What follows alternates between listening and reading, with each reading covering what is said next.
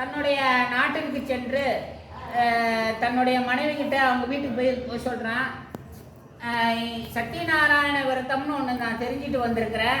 இந்த சத்யநாராயண விரதத்தை பண்ணோம்னா நமக்கு குழந்தை பாக்கியம் கிடைக்கும் அப்படின்னு சொல்லி அவனோட மனைவி லீலாவதி கிட்ட சொல்கிறா. அப்படி குழந்தை பிறந்துட்டா நம்ம சத்யநாராயண பூஜை பண்ணலான்னு சரின்னு சொல்லி அவங்களுக்கு ஒரு 10 மாதம் ஆகுது. 10 மாதம் கழித்த உடனே அந்த ஒரு வருஷத்துக்குள்ளே அவங்களுக்கு ஒரு குழந்தை, பெண் குழந்தை பிறக்குது. உடனே மனைவி சொல்கிறபடி நாம் சத்யநாராயண பூஜை நாராயணனை வேண்டிக்கிட்டோம், குழந்தை பிறந்தா பூஜை பண்ணணும்னு. குழந்தை பிறந்துருச்சு, ஒரு நல்ல நாள் பார்த்து பூஜை பண்ணலாங்கிறாங்க.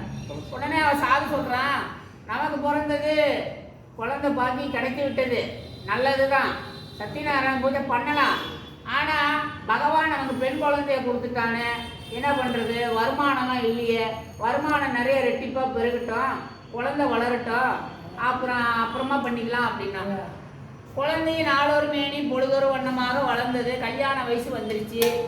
மனைவி சொல்கிறபடி குழந்தையும் நல்லா வளர்ந்த ஆளாயிட்டா, வியாபாரம் பெருகிடுச்சு, என்ன கஷ்டம் இருக்குது, சத்யநாராயண பூஜை இப்பயாவது பண்ணலாமேன்னா. நல்லா விலைவாசிலாம் ஏறி போச்சு,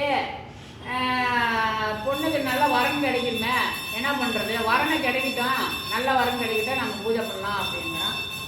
சரின்னு சொல்லி காஞ்சிபுரத்தில் வரதராஜ பெருமாள் சன்னதி பக்கத்தில் ஒரு சுந்தரங்கிற மாப்பிள்ளைய அனுகிரகத்தினால, பெருமாள் அனுகிரகத்தினால கல்யாணம் பண்ணி வச்சாச்சு.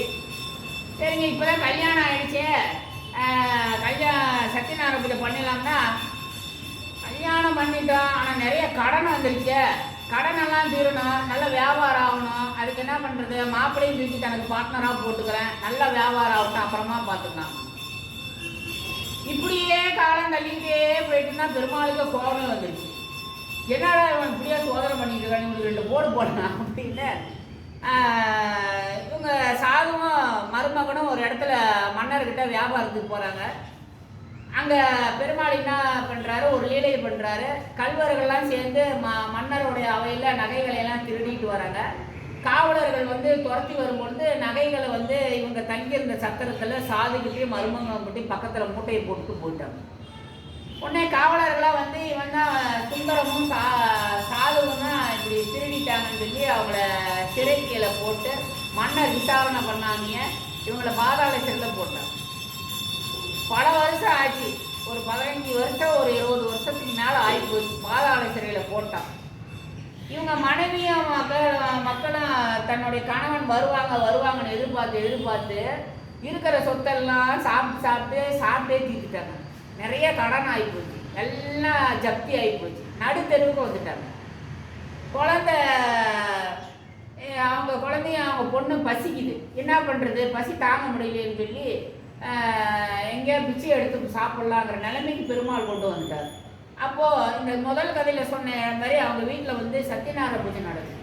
அந்த சத்யநாராயண பூஜை பிரசாதத்தை வாங்கிட்டு வந்து அவங்க அம்மா கிட்ட லீலாவதி கிட்ட கொடுக்குறாப்பு. உடனே இது என்னம்மா பிரசாதம், பிச்சை எடுத்துகிட்டு வந்து என்னாரு. இல்லைம்மா, நான் ஒருத்தர் வீட்டுக்கு பிச்சை எடுக்க தான் போனேன், ஆனால் அங்கே பிராமணர் வீட்டில் பிரசாதம் கொடுத்தாங்க, சத்யநாராயண பூஜைனாங்க.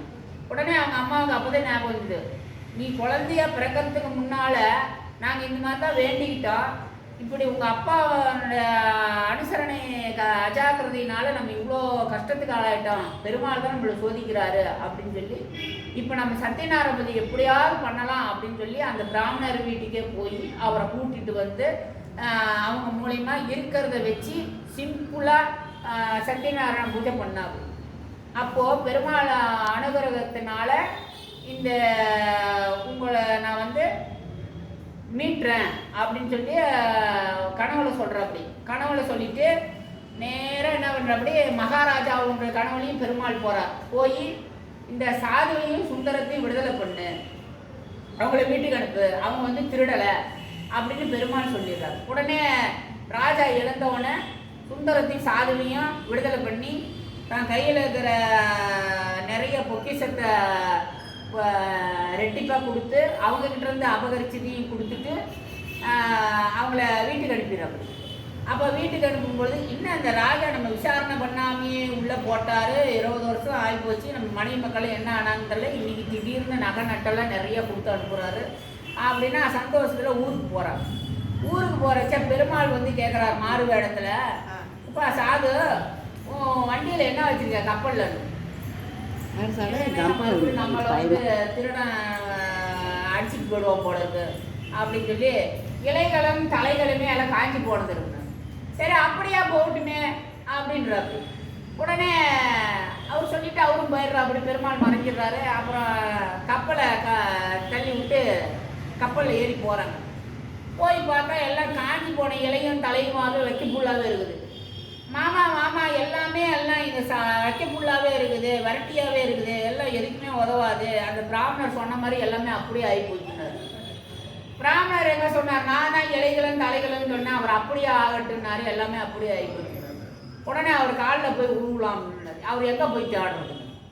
இல்லை மாமா, அவர் சாமியார் தான், அவர் ஒன்றும் அவ்வளோ தூரம் போயிருக்க மாட்டார், அங்கே இங்கே மரத்தடியில் தான் இருப்பார் அப்படின்னு போய் தேடி பார்த்தா அங்கே நாராயணர் வந்து சாமியார் வேஷத்தில் உட்காந்துருந்தார். உடனே அவர் காலில் விழுந்து, அப்பா சாமி, நீங்கள் உங்கள் வாக்குப்படியே இது மாதிரி ஆகிப்போச்சு, உன் என்னென்னாப்பா உனக்கு இப்படி ஆகிப்போச்சு, எவ்வளோதான் நகை நட்டெல்லாம் உனக்கு ஆண்டவன் கொடுத்தாலும் உன் பேராசைனால இப்படி தான் ஆகுது, நீ முதல்ல சத்யநாராயண பூஜையை பண்ணு அப்படின்னு. அப்படி ஆமாம் சாமி, அது பண்ணாதனால தான் எனக்கு இவ்வளோ கஷ்டமாக இருக்குது, நீ என் தப்பு தான் அப்படின்னா. அப்படி நீங்கள் கடவுள் பெருமாள் மாதிரி எனக்கு ஆட்சி கொடுத்து சொல்கிறீங்க அப்படின்னாரு. ஒன்று, நான் சத்யநாராயணன் தான், உன் மனைவியும் மக்களும் இந்த மாதிரி சத்யநாராயண பூஜையை பண்ணிக்கிட்டு இருக்கிறாங்க. இப்போ அதனுடைய மன மகிழ்ச்சியினால தான் நான் வந்து உனக்கு வந்து மனம் இறங்கி நான் உன்னை தடுத்தாட்கொண்டு உன்னை காப்பாற்றி விடுதலை பண்ணியெல்லாம் வச்சிருக்கிறேன். நீ நேராக வீட்டுக்கு போ, என்னுடைய பூஜையை நீ திரும்ப பண்ணு அப்படின்னாரு. நான் சத்தியமாக உங்கள் பூஜையை நான் பண்ணுறேன், அதனால் சத்யநாராயண பூஜைங்கிற பேர்லேயே இருக்கட்டும் அப்படின்னு சொல்லி அவன் வீட்டுக்கு போகிறா. அப்படி வீட்டுக்கு போனவுடனே இந்த செய்தியை வந்து தூதர்களுக்கு அனுப்புகிறாங்க. ஏன்னா நாங்கள் வந்து பிரிஞ்சு ஒரு 20 வருஷத்துக்கு மேலே ஆகுது, வீட்டுக்கு செய்தி அனுப்பலாம், தூதர் மூலமாக அனுப்புகிறாங்க. இது மாதிரி சத்யநாராயண பூஜை நடந்துட்டு இருக்குது. தூதர்கள் வந்து சொல்கிறாங்க, உங்கள் கணவனும் மருமகனும் வராங்கன்னு சொன்னோடனே உடனே அவங்க மருமக உடனே தன்னுடைய கணவன் சுந்தரத்தை பார்க்கறதுக்கு உளுந்தடிச்சிட்டு பாதி பூஜையிலே எழுந்து போகிறா. அப்படி எழுந்து போனோடனே கப்பல் கமுந்து போய் கணவன் வந்து கடலில் முடிக்கிறாப்படி. அவங்க லீலாவதி வந்து அவங்க மனைவி வந்து பூஜையெல்லாம் முடித்து பிரசாதெல்லாம் சாப்பிட்டுட்டு போகிறாப்படி. போய் சுந்தரத்தை பார்த்து செவிக்கிறாப்படி. சுந்தரன் எங்கே போனீங்க, நடந்த கதையெல்லாம் சொல்லிக்கிறாங்க. உடனே அவங்க மருமகன் எங்கே நம்ம மருமகனை காணோம் அப்படின்னு கேட்கும் பொழுது அப்போது நாராயண அசரீரியாக சொல்கிறாப்படி, உன்னுடைய மகள் என்னுடைய பூஜையை அவமானப்படுத்தி என்னுடைய பிரசாதத்தை சுவீகரிக்காமல் பாதியிலே எழுந்து வந்து விட்டாள். அதனால் அவன் வந்து சுந்தரமானவன் கடலிலே மூழ்கி இருக்கிறான். என் பூஜையை முழுமையாக செய்து என் பிரசாதத்தை சுவீகரித்து வாரும், அப்பொழுதுதான் அவன் கணவனை பார்க்க முடியும் அப்படின்னு பெருமாள் சொல்கிறாரு.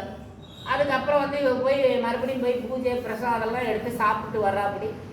அப்புறம் மறுபடியும் கணவனை காண முடியல, அப்படி நான் உடன்கட்டை ஏறுறேன் அப்படின்னு சொல்லி கட்டையெல்லாம் எரி விட்டு அதை சுற்றி சுற்றி வராப்படி. பெருமாளுடைய சோதனை ரொம்ப நீடிக்குது.